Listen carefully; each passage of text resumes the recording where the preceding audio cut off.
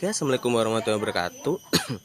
Kembali lagi ke Sarjana Kimia. Sekarang kita akan menjelaskan mengenai materi kimia tentang materi dan perubahannya. Nah, ini kembali ke materi dasar lagi nih. Setelah sebelumnya kita membahas beberapa aneka macam, sekarang kita akan membahas apa sih sebenarnya materi ini. Nah, materi suatu yang mempunyai massa dan menempati ruang. Nah, materi itu bisa apa aja? Udara, air, tanah itu kan punya massa dan menempati ruang, walaupun nggak bisa kita lihat gitu kan kalau udara kan. Nah, massa itu adalah ukuran kuantitas materi atau ibaratnya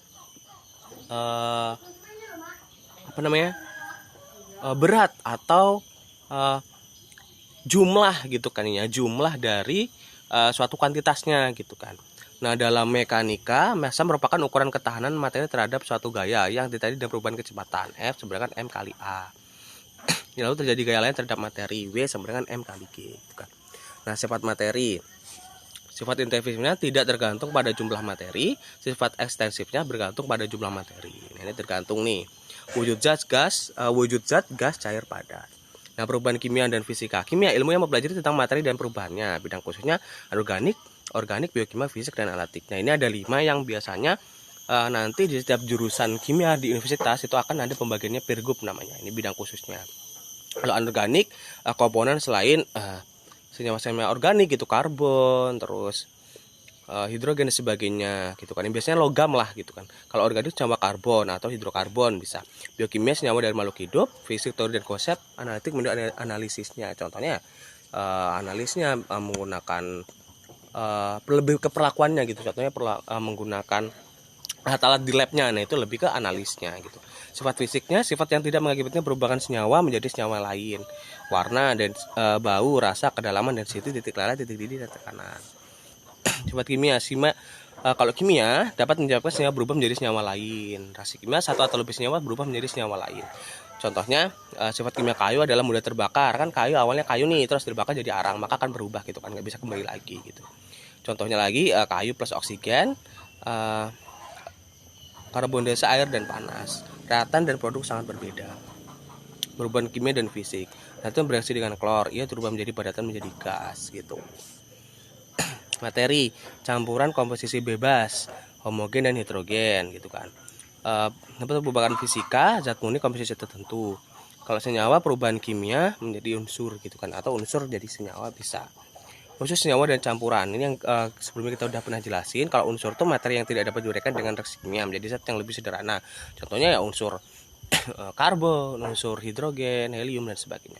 Senyawa materi yang terbuat dari 2 unsur atau lebih dengan perbandingan tertentu. Jadi perbandingan biasanya tetap kan, kayak senyawa HCl, H2SO4. Campuran gabungan 2 zat tunggal atau lebih dengan perbandingan sembarang. Jadi perbandingan sembarang kalau campuran. Zat murni, sifat dari senyawa dan unsur penyusunnya sangat berbeda.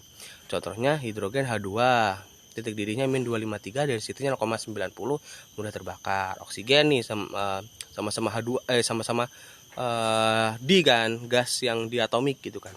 Titik didihnya min 297, dari situnya 1,14 membantu pembakaran.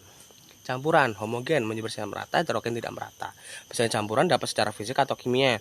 Kalau sifat fisika tidak mengubah zat selama pemisahan. Kalau secara kimia satu komponen atau lebih direaksikan dengan zat lain dengan dapat dipisahkan. Jadi ada perubahan.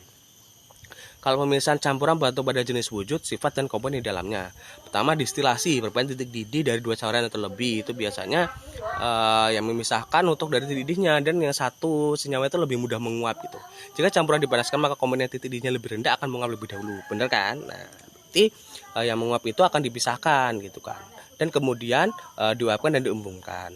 Rekristalisasi berarti titik baku komponen perbedaan harus cukup besar, sehingga kalau misalkan nggak cukup besar ya sama-sama aja nanti dia pada saat dikristalisasi lagi. Distilasi raksasa untuk senyawa yang titik didih sangat dekat. Ekstraksi perbedaan kelarutan dalam larut yang berbeda. Contohnya komponen larutan A dan B dalam pelarut E dan Y, kedua larut tidak dapat bercampur. Atom, satuan terkecil dari unsur-unsur memiliki sifat unsur. Kalau molekul satuan terkecil dari senyawa. Molekul mengandung lebih dari 1 atom dan atau lebih 1 unsur. Molekul tidak memiliki muatan listrik. Itu. Simbol atom. Pas sudah tahu kan kalau simbol atom gitu kan. Simbol tidak boleh sama dengan nama unsur. Jenis molekul ada homoatomik atau heteroatomik. 2 atau lebih atom berasal dari 1 unsur. Contohnya H2, terus Ce, karbon maksudnya. Neutral atomik itu lebih 2 atau unsur atau lebih H2SO4 contohnya. Rumus sebenarnya untuk menyatakan unsur dan komponen. Banyak molekul rumus menyatakan beberapa banyak masing-masing atom dalam molekul.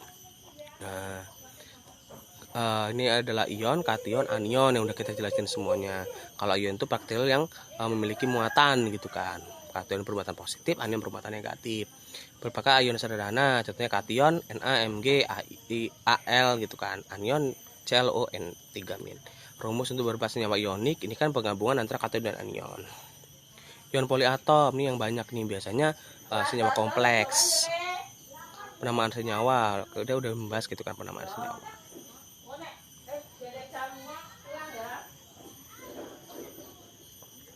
Nah, ini logam transisi yang biasanya digunakan untuk senyawa kompleks juga gitu. Nah, ini kesimpulan atau sederhana. Golongan 1A, 2A, 3A, kalau CT hanya mempunyai satu keadaan oksidasi, yaitu sama dengan nomor golongan. Gitu. Kebanyakan logam lain dari semilogam mempunyai beberapa keadaan oksidasi gitu kan. Bila unsur golongan atas sisa hanya mempunyai keadaan tunggal. Persamaan kimia. Tuh adalah contoh-contoh persamaan kimia. Perubahan energi untuk melakukan kemampuan kerja gitu kan. Bentuk energi kinetik, potensial panas, cahaya listrik, kimia, dan nuklir. Energi kinetik dimiliki oleh materi yang bergerak biasanya. Nah, ketika dia bergerak maka dia memiliki energi kinetik dengan EK sama dengan setengah M kali V. Kalau energi potensial biasanya dia dipengaruhi oleh gaya gravitasi gitu kan, EP MGH. Energi panas energi timbul karena adanya gerakan partikel gitu kan, bergesekan atau tumbukan dan sebagainya. Q sama dengan WC T2-T1 atau WC delta T. Energi cahaya dimiliki oleh gerakan foton dalam bentuk gelombang elektromagnetik. VC per lambda atau EC sama dengan HV. Energi listrik energi yang diberikan oleh partikel bermuatan dalam satu media konduktor. W sama dengan QE. Energi kimia energi yang dikandung satu senyawa dalam bentuk ikatan atom-atomnya atau tumbukan-tumbukan bisa. Energi nuklir yang dikandung dalam inti atom. Ini fisi dan fusi. Perubahan suhu, peralihan wujud dari zat yang terjadi pada suhu tertentu. Ada 3 pasang suhu, titik lebur, titik beku, titik didih, titik embun, titik sublim, titik omniposisi. Tapi tiap pasangan sama dengan sama, titik lebur 0 derajat Celcius pada S, titik beku air 0 derajat Celcius pada 1 atm. Oke, terima kasih.